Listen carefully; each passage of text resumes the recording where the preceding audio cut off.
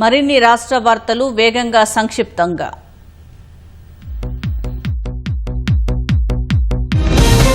ఖమ్మం జిల్లా ముదిగొండ మండలంలోని పలు గ్రామాల్లో ఉప ముఖ్యమంత్రి భట్టి విక్రమార్క సుమారు 10 కోట్ల రూపాయలతో పలు అభివృద్ది పనులకు శ్రీకారం చుట్టారు. అంతర్గత సీసీ రోడ్లు, బీటీ రోడ్లకు శంకుస్థాపన చేశారు. ప్రజలను సమస్యలు అడిగి తెలుసుకున్నారు.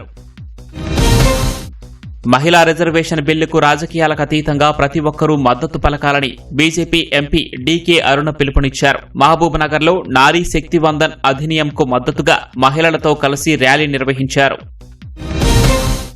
కేంద్ర ప్రభుత్వం ప్రవేశపెట్టనున్న మహిళా రిజర్వేషన్ బిల్లులో బీసీ మహిళలకు సబ్ కోటా కేటాయించాలని బీసీ మహిళా ఐకాసా చైర్మన్ మట్టా జయంతి గౌడ్ ఆమరణ నిరాహార దీక్షకు దిగారు. హైదరాబాద్లోని హిమాయత్ నగరంలో దీక్ష చేపట్టారు.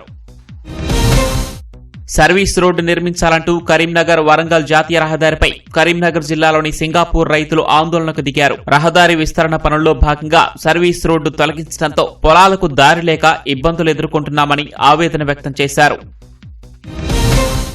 హనుమకొండ జిల్లా దామెర మండలం పులుకుర్తిలో స్టోన్ క్రషర్ల వల్ల తీవ్ర ఇబ్బందులు ఎదుర్కొంటున్నామని గ్రామస్తులు ఆందోళన వ్యక్తం చేశారు. గ్రామ సర్పంచ్, పాలకవర్గ సభ్యులు, స్థానిక రైతులు, గ్రామ ప్రజలు క్రషర్ ముందు ధర్నా చేపట్టారు.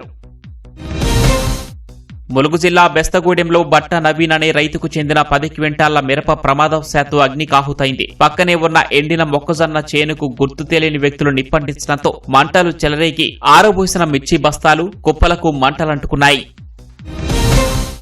మహబూబ్నగర్ జిల్లాలో కాలం చెల్లిన పత్తి విత్తనాలు పట్టుబడ్డాయి. భూత్పూర్లో టాస్క్ ఫోర్స్ పోలీసుల ప్రత్యేక బృందం తనిఖీలు చేపట్టింది. సికాప్స్ యూనిట్లో కర్ణాటక నుంచి వచ్చిన సుమారు 4 నుంచి 5 టన్నుల పత్తి విత్తనాలు ఉన్నట్లు గుర్తించారు. నవత ట్రాన్స్పోర్టులోనూ కాలం చెల్లిన 280 పత్తి విత్తనాల ప్యాకెట్లను స్వాధీనం చేసుకున్నారు.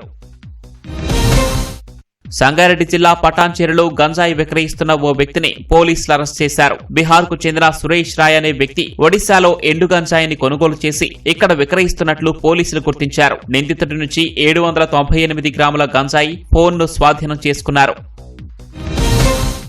విదేశీ ఉద్యోగాల పేరుతో అమాయకులను మోసం చేస్తున్న ఇద్దరిని హైదరాబాద్ కేపీహెచ్బీ పోలీసులు అరెస్ట్ చేశారు. బాధితుల నుంచి భారీగా నగదు వసూలు చేసినట్లు పోలీసులు వెల్లడించారు. ఈ కేసులో లంక శివాని, మున్షీ అజ్మల్ ఖాన్లను పోలీసులు అరెస్టు చేశారు. మిగతా నిందితుల కోసం గాలింపు చర్యలు కొనసాగిస్తున్నారు. దొంగతనానికి గురైన సుమారు ₹1 కోటి విలువైన బాబా నవరతన్ పాన్ మసాలా కేసును యాదాద్రి జిల్లా ఆలేరు పోలీసులు ఛేదించారు. ఢిల్లీ, నోయిడా నుంచి హైదరాబాద్ కు 296 పాన్ మసాలా కాటన్లను డ్రైవర్ సద్దాం తన స్నేహితుడి సహాయంతో మరో డీసీఎంలోకి మార్చి చెంచల్గూడలోని గోదాంలో దాచినట్లు గుర్తించారు. నిజామాబాద్ జిల్లా బౌధన్లోని అనీసా నగర్ కాలనీలో ఆన్లైన్ క్రికెట్ బెట్టింగ్ కు పాల్పడుతున్న వ్యక్తిని సీసీఎస్ బౌధన్ పోలీసులు పట్టుకున్నారు. షేక్ ఇలియాస్ నివాసంపై దాడి చేసి ఐపీఎల్ బెట్టింగ్ నిర్వహిస్తున్నట్లు గుర్తించారు. 3 స్మార్ట్ ఫోన్లు, 2 బ్యాంకు పాస్బుక్లను స్వాధీనం చేసుకున్నారు.